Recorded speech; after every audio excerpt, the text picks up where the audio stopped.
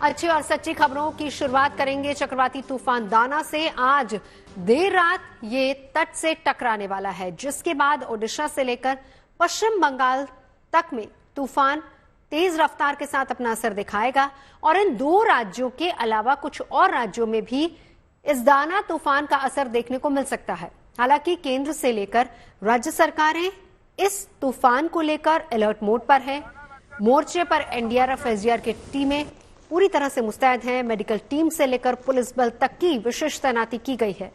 पूरी कोशिश यही है कि इस तूफान से जान का कोई नुकसान ना हो। इस तूफान से निपटने की पूरी तैयारी कर ली गई है, इसीलिए लोगों को घबराने की जरूरत नहीं है, लेकिन इसको लेकर सचेत तो रहना ही होगा।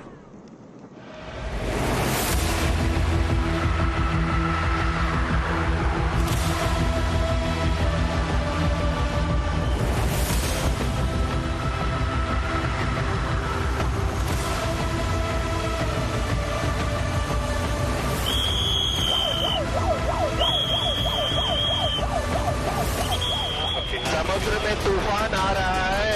आपसे अनुरोध है कि आप नजदीकी बंदरगाह की तरफ चले जाएं।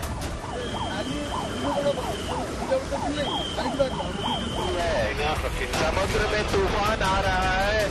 आपसे अनुरोध है कि आप नजदीकी बंदरगाह की तरफ चले जाएं। समंदर में उठती ऊंची ऊंची लहरें, सनसनाती हुई तेज हवाओं का झोंका।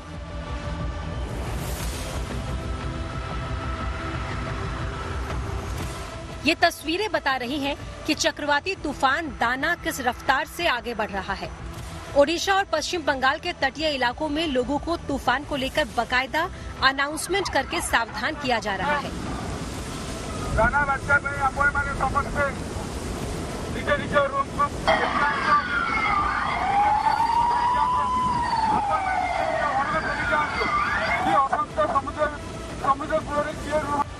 फिशरमैन को कॉल करके समझा रहे हैं, आप लोग फिशिंग नहीं जाइए। आपका जो नेट है, बोट है, उसको अच्छी तरह से बांध के रखिए साइड में। और जितने भी गांव है, फिशरमैन विलेज है, उसमें जाके हम हर सागर मित्र उनको अवेयरनेस कर रहे हैं फिशिंग नहीं जाने के लिए। और जो भी प्रॉब्लम होगा, साइड में जो साइक्लोन सेंटर है उसमें जाने के लिए हम कह रहे हैं। चेतावनी के लिए समंदर के तट पर लाल झंडे लगे हैं ताकि पर्यटकों को दूर रखा जा सके। ओडिशा से लेकर पश्चिम बंगाल तक में दाना तूफान को लेकर पूरी सतर्कता बरती जा रही है ताकि जान माल के नुकसान से बचा जा सके।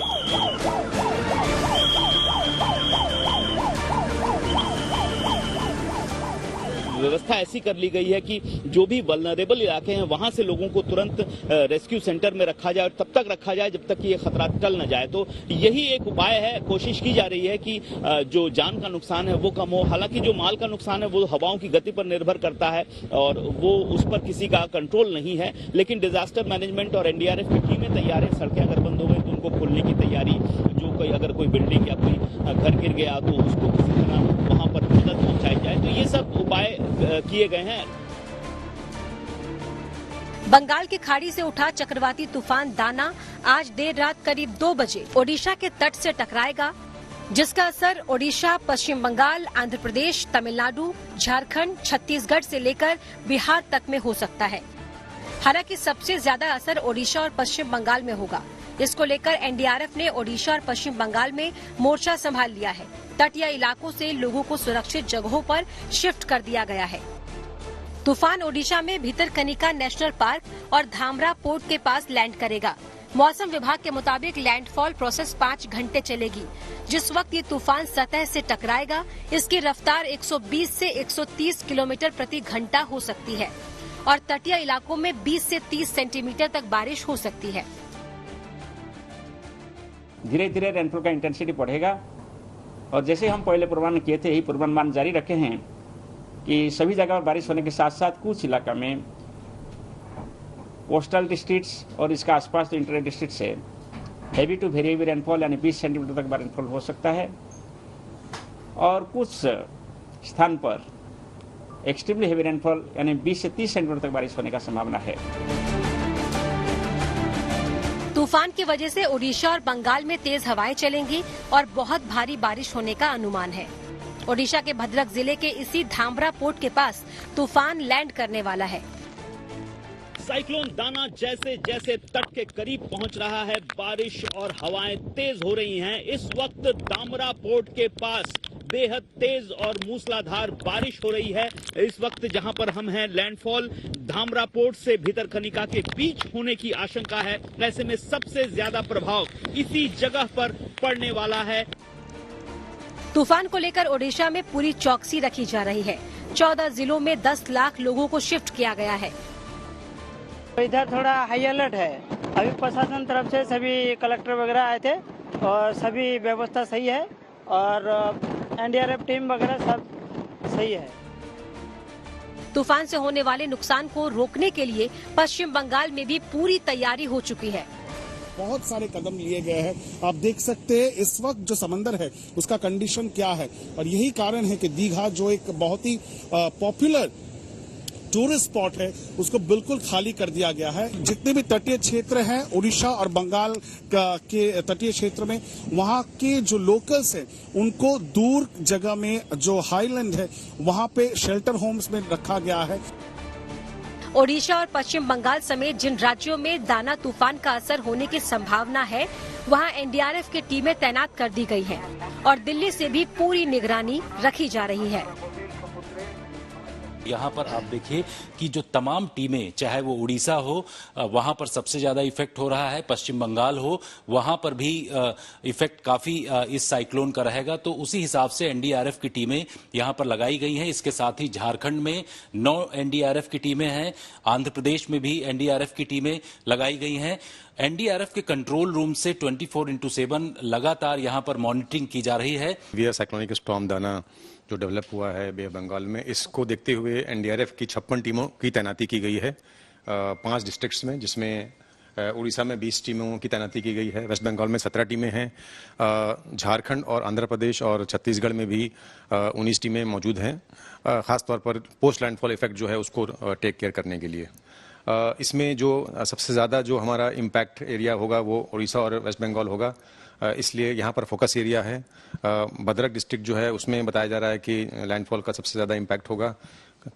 उसके लिए जो हमारी टीम्स हैं उसका कंसंट्रेशन भी वहाँ पर है।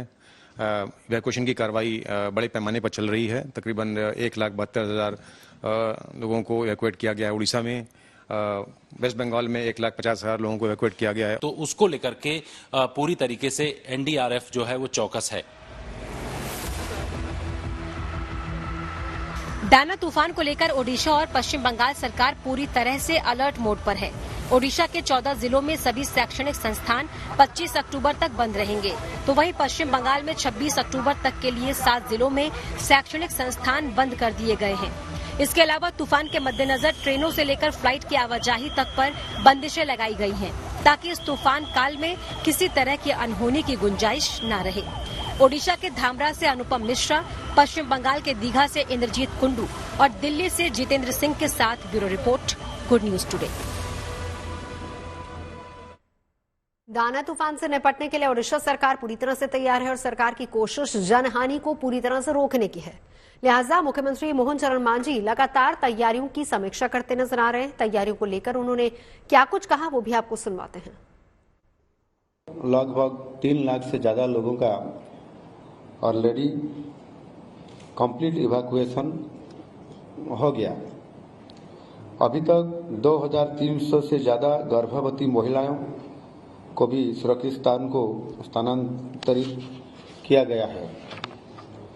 लोगों को सुरक्षित स्थान में रखने के लिए जो हमारा साइक्लोन शेल्टर 7,000 से ज्यादा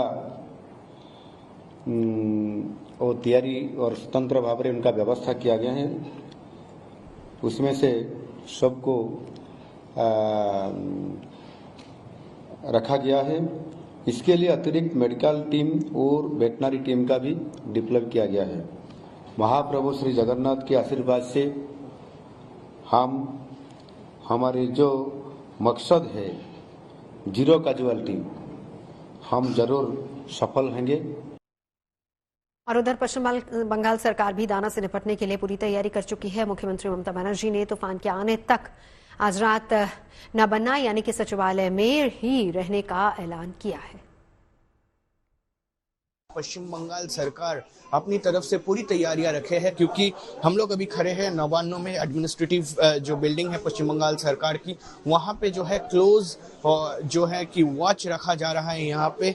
और साथ ही साथ जितने भी कोस्टल एरियाज है, वो शागोर हो, साथ में काकद्वीप हो या दूसरी गोशाबा, नॉर्थ 24 परगनास, साउथ 24 परगनास, साथ में मिदनापुर के जितने भी इलाके हैं वहां से करीब बहुत ज्यादा नजरदारी दिया जा रहा है नवान्नों की तरफ से, ताकि कोई भी ऐसी जो डिजास्टर में कुछ भी नुकसान होने के बाद एकदम फटाफट जो है कि कुछ स्टेप्स लिया जा सके गवर्नमेंट की तरफ से। और साथ ही में इस वक्त 3.5 लाख पीपल को इस वक्त इवैक्यूएट करने की कोशिश की गई है, लेकिन अभी तक 1.5 लाख लोगों को जो है कि शेल्टर दिया गया है, ऐसा गवर्नमेंट की तरफ से कहा जा रहा है। और साथ ही में यहाँ पे बहुत ही लोग जो कि पश्चिम बंगाल सरकार की तरफ से इस वक्त अपनी काम चला रहे हैं, अपनी जितने भी जो सेक्टर किया गया है वहाँ पे होल नाइट ममता बनर्जी भी यहाँ पे पूरी रात तक रात भर जगेंगे।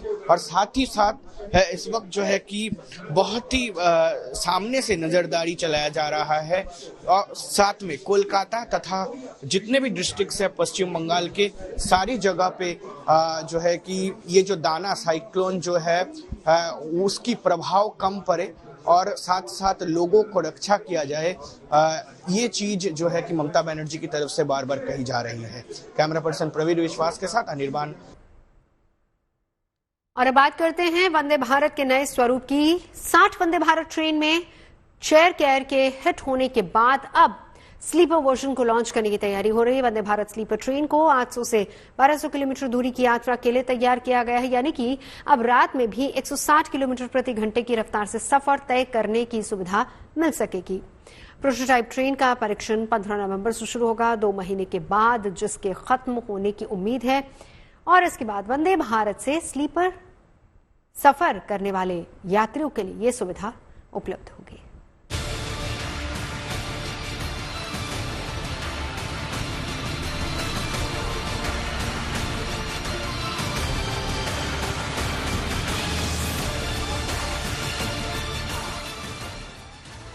भारतीय रेल की नई पहचान बन चुकी Vande Bharat express world class सुविधाओं की पटरी पर तेजी से दौड़ रही है।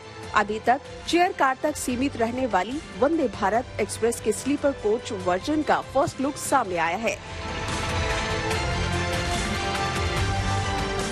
तमिलनाडु के चेन्नई में इंटीग्रल कोच फैक्ट्री यानी ICF में स्लीपर कोच तैयार हो चुका है। वंदे भारत स्लीपर ट्रेन के बाहर का लुक दिलचस्प है।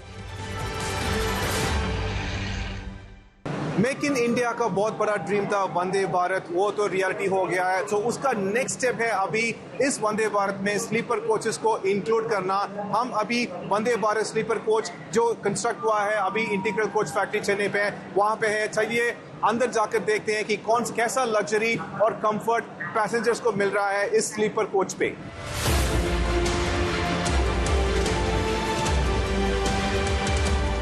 वंदे भारत स्लीपर ट्रेन में 16 कोच होंगे, जिनमें AC 3 टियर के 11 डिब्बे, AC 2 टियर के 4 कोच, जबकि एक फर्स्ट क्लास AC कोच होगा। AC 2 टियर और AC 3 टियर के कोच में नीचे वाली बर्थ पर यात्रियों के लिए किसी लग्जरी सीडान या SUV की तरह आर्म रेस्ट भी मिलेगा। सुविधा के साथ सुरक्षा का भी पूरा ख्याल रखा गया है। अगर हमको एंटर करना है तो डोर तो ऐसा कंस्ट्रक्ट किया उन्होंने, आपको प्रेस करना होगा और ऐसा ये एंटर कर सकते हैं। और ऊपर सिक्योरिटी कैमरा, सब लोग सब जगह पे है। और अभी हम एंटर कर रहे हैं, ये जो है ये कूप है। और यहाँ पे अभी देखेंगे तो इस वंदे भारत का मैन्युफैक्चरिंग और डिजाइन, इसका लाइक ब्यूटीफुल एग्जांपल सिर्फ यही है। आइए अंदर आइए और देखेंगे तो लाइक ऐसा इसने डिजाइन किया है। जहां जहां भी देखेंगे तो वहां पे तो पॉलिश्ड एल्यूमिनियम है। और ऊपर देखेंगे तो ये कंफर्ट के लिए वहां देखेंगे वो एक कंसोल है, उसमें लाइट्स भी हैं। Type C charger, normal charger, plug point, जो पैसेंजर उनको जो भी चाहिए वो मिलेगा। और typical cell phone chargers, water bottle holders और जो जगह मिलता है उसको भी उन्होंने ब्यूटीफुली फुल्ली यूटिलाइज किया है। फॉर एग्जांपल यहाँ देखेंगे तो एक स्मॉल स्पॉट है, उसको भी उन्होंने यूज करने के लिए ऐसा डिजाइन किया है। वेरी ब्रिलियंटली डिजाइन है, मिनिमलिज्म डिजाइन पर कंप्लीटली यूज्ड डिजाइन। और यहाँ पे जो आपको बैठना है तो ऐसा मिलेगा, beautiful like colours of the seat, यहाँ पे एक येलो है और नीचे लाइक ग्रे, अमेजिंग कॉम्बिनेशन आपका। Like you can place your hands over here. और जो लाइक अभी लॉन्ग जर्नी पे जा रहे हैं तो you should not feel bored, इसीलिए उन्होंने ऐसा, विंडोज को देखेंगे तो बहुत ही बड़ा आपको व्यू मिलेगा, आउटसाइड का व्यू मिलेगा। ये इंटीग्रल कोच फैक्ट्री का कंस्ट्रक्शन साइट है। ट्रेन से सफर करने वालों का ज्यादा जोर लोअर बर्थ के लिए होता है। उसकी सबसे बड़ी वजह चढ़ने उतरने में होने वाली दिक्कत है, जिसकी वजह से सबकी प्रायोरिटी पर नीचे वाली सीट ही होती है। हालांकि एसी फर्स्ट क्लास के कोच में सफर करने वाले यात्रियों को अब इस बात की चिंता नहीं करनी होगी। यहाँ लाइक अटेंशन टू डिटेल मैं बोलना चाहता हूँ। अगर आपको यहाँ पे जाने तो आपको पहले जैसा you don't have to struggle.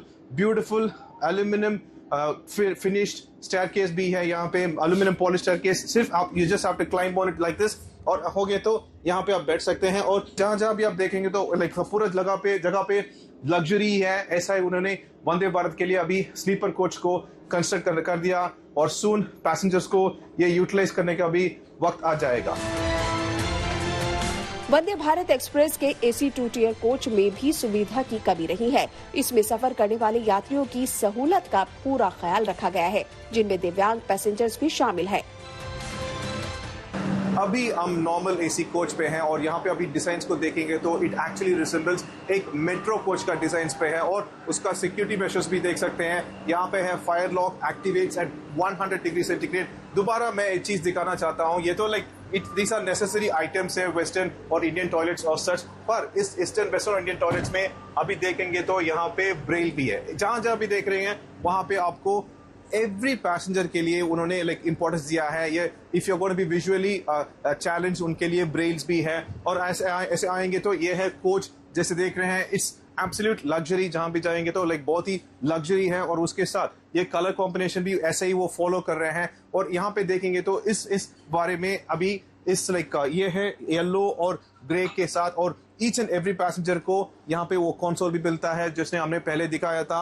ये लाइट स्विचेस है इस पे, और यहाँ पे एक नॉर्मल यूएसबी है, टाइप सी है, एक प्रॉपर प्लग पॉइंट भी है, सब कुछ यहाँ पे है। और ऐसा उन्होंने डिजाइन के लिए पूरा लाइक इम्पोर्टेंस दिया है।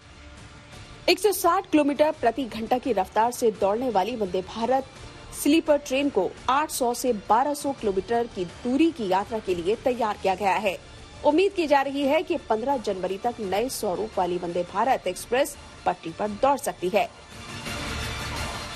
So now we are in the stage of commissioning, and after the commissioning is over, we have seen that a few more improvements are required inside for the comfort of the passengers. Those are being small items are there which are being attended. Now, once this is all over, it will go for oscillation trials by RDSO. RDSO is our organization in Lucknow which actually does all this testing, and then they give the certificate for putting into regular service. So the train will go for trials in by March 15.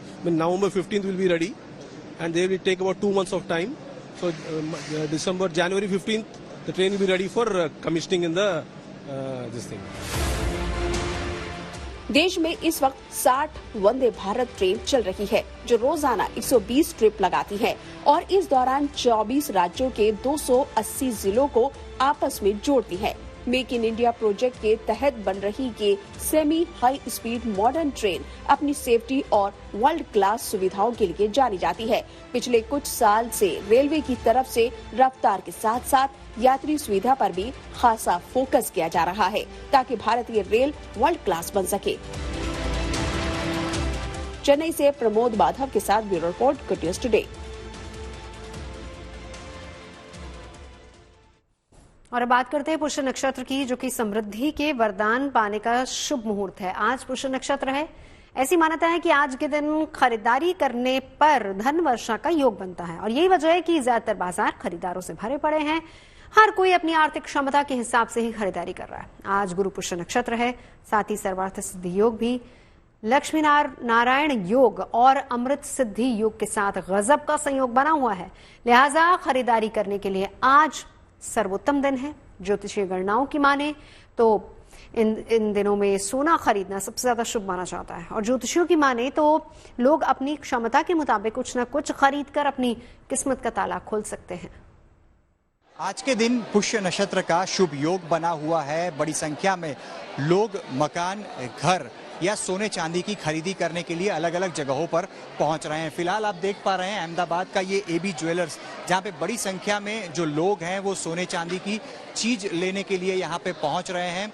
पुष्य नक्षत्र पर माना जाता है कि सोने चांदी की खरीदी करना शुभ माना जाता है। कोई भी अगर अपने नए घर में प्रवेश करना चाहता है तो आज का दिन भी विशेष तरीके से शुभ माना जाता है। लोग अलग अलग इयररिंग्स हो, रिंग हो, चाहे नेकलेस हो, ये तमाम चीजों की खरीदी करते हुए दिखाई भी पड़ रहे हैं। हमारे साथ एबी ज्वेलर्स के मनोज भाई सोनी भी मौजूद हैं, उनसे भी बात करेंगे क्योंकि हर साल आज के दिन बड़ी संख्या में लोग ज्वेलरी की भी खरीदी करने के लिए अलग अलग शॉप्स में पहुंचते हैं। मनोज भाई, आज का दिन विशेष महत्व रहता है। हम अहमदाबाद में तो देखते हैं हर साल बड़ी संख्या में भीड़ भी रहती है ज्वेलर्स की दुकानों पर। किस प्रकार का आज का दिन आप देख रहे हैं? जी, हर साल की तरह अच्छा ही माहौल है। लोग बुलियंस भी, मतलब सोने चांदी के लगड़ी सिक्के भी ले रहे हैं और आने वाले प्रसंगों के लिए जो तैयारी के तौर पे गहनों की खरीदारी भी, एडवांस बुकिंग भी अच्छे से हुई है और आज के दिन भी आकर के वो डिलीवरी भी ले रहे हैं और नए से भी सिलेक्शन करके ले रहे हैं। और अगर ग्रामेज में कंपेयर किया जाए तो पिछले वर्ष के मुकाबले 70-80% जितना चल रहा है अभी, और वैल्यू के हिसाब से देखा जाए तो वो बढ़ा हुआ है। काफी साल से आप तो इस बिजनेस में हैं, कितना सोना चांदी का बिक्री हो जाती होगी आज के दिन में गुजरात या अहमदाबाद में? बात जी, अभी ये बिल्कुल पता चल सकता है नज़दीक का, लेकिन वो 7-7:30 बजे तक चलेगा। लेकिन आज के दिन देखा जाए तो अहमदाबाद में 200-250 किलो से करीब गोल्ड के लगड़ी सिक्के और गहनों की एडवांस बुकिंग के साथ इतनी बिक्री मानी जा सकती है। आंटी, क्या खरीदने क्या आए हैं आप? अभी हम इयररिंग खरीदने आए हैं, भाव थोड़ा ज़्यादा है इसलिए। जरूरत के हिसाब से परचेज कर रहे हैं या इन्वेस्टमेंट भी पर्पस है दिमाग? जरूरत के हिसाब से, मतलब जो मेरा मैचिंग है एक सेट का, उसके हिसाब से हम रिंग खरीदने आए हैं। अभी ये पुष्य नक्षत्र भी है इसलिए। तो दिवाली के त्योहार से पहले पड़ने वाले इस नक्षत्र के दौरान सोना चांदी, हीरा, प्लैटिनम के आभूषण, वाहन और इलेक्ट्रॉनिक सामान खरीदने से परिवार में समृद्धि आती है। पुष्य नक्षत्र में खरीदे गए सामान को अक्षय माना जाता है, यानी कि इन सामानों से मिलने वाला लाभ कभी खत्म नहीं होता। गुरु पुष्य नक्षत्र के महासंयोग में पूरे विधि विधान से पूजा करके इस पावन अवसर का ज्यादा से ज्यादा फायदा उठाया जा सकता है। खबरें सच्ची होनी चाहिए, अच्छी खुद ब खुद लगती हैं। Navjot Randhawa signing off. आप सुनते रहिए गुड न्यूज, देखते रहिए गुड न्यूज टुडे।